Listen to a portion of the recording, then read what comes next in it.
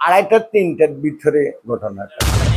Mobile তিনটা এগুলো হাতে লইয়া যারা আগে ছিল তারাই আসলে এই এই কর্মকাণ্ডগুলো করে যাচ্ছে। এই গ্রিন গেট বাঁধছে আর ভাঙার পরে দরজার কবজা খুলিয়ে লাইছে, নাটগুলা খুলি তারা টানাটানি করে ব্যবস্থা আর হুতে ডাকাত খুব চিল্লাচিল্লি করছে। তারপরে তারা দরজা ঠেলে ভিতরে ঢুকি আমরা আয়ত্তের ভিতরে রয়েছি। বউ যা আসলে স্বর্ণ গয়না বাইক করে দিছে, লই চলে গেছে।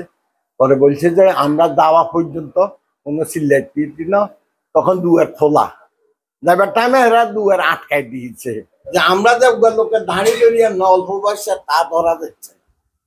কালো ইয়ার মাতু মাথার কালো প্যান্ট কালো শার্ট।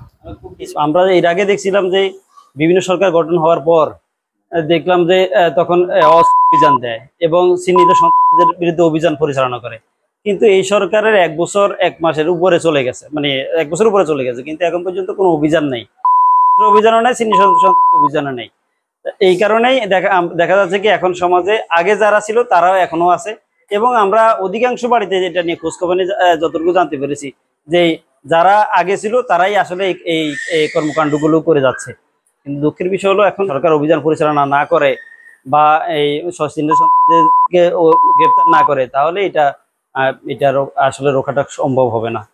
তা আমি আসলে বর্তমান সরকারের কাছে অনুরোধ রাখবো যে আপনারা দায়িত্ব নিচ্ছেন, আসলে দেশের মানুষের জানমাল রক্ষার জন্যই দায়িত্ব নিচ্ছেন।